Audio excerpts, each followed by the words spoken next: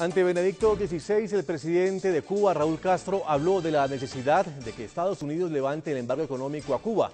La cabeza del régimen cubano volvió a insistir, esta vez frente al obispo de Roma, sobre una antigua bandera de la diplomacia castrista.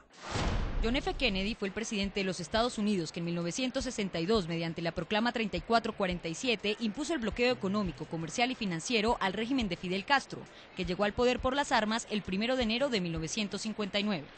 Yo, John F. Kennedy, presidente de los Estados Unidos de Norteamérica, proclamo el embargo sobre el comercio entre los Estados Unidos y Cuba.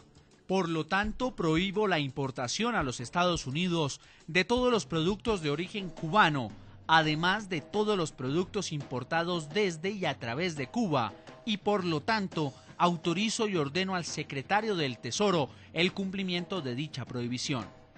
El embargo eliminó la posibilidad de hacer negocios dentro de la isla o por parte del gobierno cubano con ciudadanos estadounidenses o con subsidiarias americanas.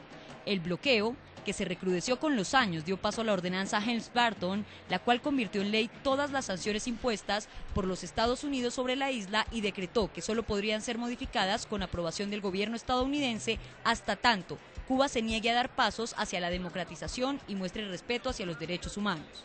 Que Estados Unidos retire esta medida restrictiva es una de las banderas de la diplomacia cubana. Por eso, en la reciente visita de Benedicto XVI a Cuba, Raúl Castro le recordó al pontífice lo que durante cerca de 50 años ha significado el embargo para el pueblo cubano. La potencia más poderosa que ha conocido la historia ha intentado despojarnos infructuosamente del derecho a la libertad, a la paz y a la justicia. Para la dictadura de los Castro, el embargo impide el progreso de Cuba.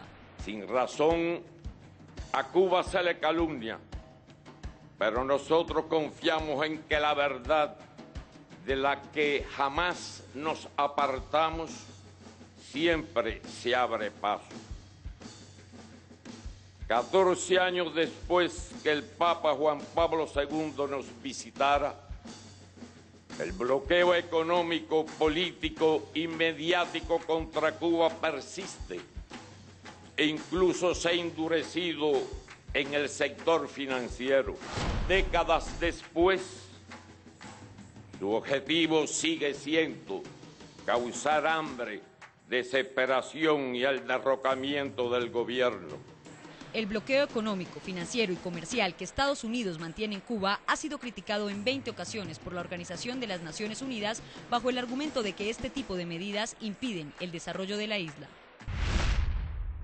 Saludamos también en los Estados Unidos y también en Miami a Ramón Saúl Sánchez, él es expresidente del Movimiento Democracia y organizador de la flotilla Democracia y Luces de Libertad. Hola Ramón, gracias por estar con nosotros en la noche, bienvenido. Muchas gracias, un saludo a ustedes, un placer estar aquí con ustedes. ¿Cómo le fue, Ramón, en la flotilla que se acercó a La Habana, a tu país? Creo que logramos enviar el mensaje a través de Luces.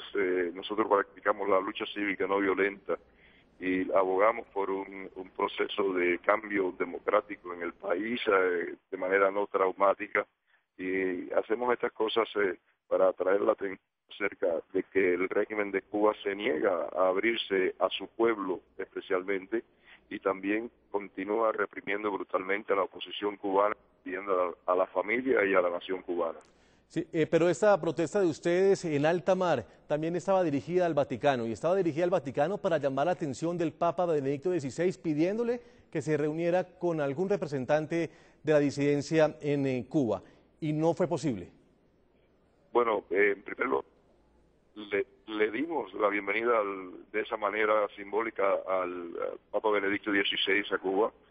Su visita era importante de todas maneras, reunirse o no con la oposición cubana, y a la vez pues estábamos pidiendo que se reuniera con ellos, porque si se iba a reunir con los dictadores cubanos, nada más justo que también se reuniera con los opositores cubanos. De todas formas, el Papa, la presencia del Papa allí atrae la atención acerca de muchas cosas que de otra forma no se ven en el mundo. Convoca a los cubanos a estar presentes en actos que no son convocados por el régimen, cosa que no sucede usualmente en Cuba. y de alguna manera esto contribuye a crear la atmósfera, las condiciones, el estado de conciencia, el estado popular, para ponerle presión al régimen de Cuba para que se someta a un proceso de democratización. Quisiera preguntar, Ramón, si ustedes piensan que ese mensaje del Vaticano, cuando le exigió por primera vez a través de Juan Pablo II y ahora con Benedicto XVI levantar el embargo a la isla, va a existir, se va a llegar a dar para que Cuba se pueda abrir al mundo. ¿Ustedes creen que eso puede pasar? Yo no creo en el embargo norteamericano, o sea, no soy uno de los cubanos que apoya el embargo, de hecho no lo apoyo y soy crítico del embargo. Sin embargo, no es el embargo norteamericano el que tiene en las prisiones a los cubanos, el que le da golpes a las damas de blanco, el que divide a la familia cubana, el que fusila a los opositores. No es el embargo norteamericano el que tiene en su poder la pluma que puede hacer que se cambien las leyes en Cuba para que se respeten más los derechos humanos, que se entrene a la policía para que en lugar de ser represiva, cuide la seguridad pública y abogue y respete los derechos de los ciudadanos a la libre expresión, a la libre manifestación, etcétera, etcétera. El embargo norteamericano no tiene nada absolutamente que ver con esto. Lo extraño de este régimen es que se faja con los Estados Unidos y le da golpe a su propio pueblo, fusila a su propio pueblo. Ramón, ¿qué le hubiera dicho un disidente cubano al Papa Benedicto XVI un minuto antes de irse de Cuba, como lo exigían el grupo de disidentes en su país? Lo que le decimos nosotros también, que abogue porque poner presión por ayudar a que el régimen de Cuba se someta a un proceso, a un encuentro nacional, a un proceso de democratización, que se cese de golpear a las damas de blanco brutalmente como lo están haciendo, que cesen de asesinar a los disidentes en las cárceles, de dividir la familia cubana. Cuba es una nación con el 20% de su población en el exterior, cuando antes de este régimen menos de la mitad de un 1% estaba en el exterior. O sea, hay muchas cosas que pueden cambiar en Cuba y la Iglesia puede ayudar mucho y creo que está ayudando en cierto grado y puede incrementar más su tarea o su labor en favor de crear esa condición internacional. Ramón, yo le pregunto eso porque dándole lectura un poco a la súplica del Papa Benedicto XVI después de haber estado en la Virgen del Cobre, pues él habla de su oración en la Virgen del Cobre y habla de las necesidades que sufren, de los que están privados de la libertad, de los que están separados de sus seres queridos, de los que pasan por graves momentos de dificultad.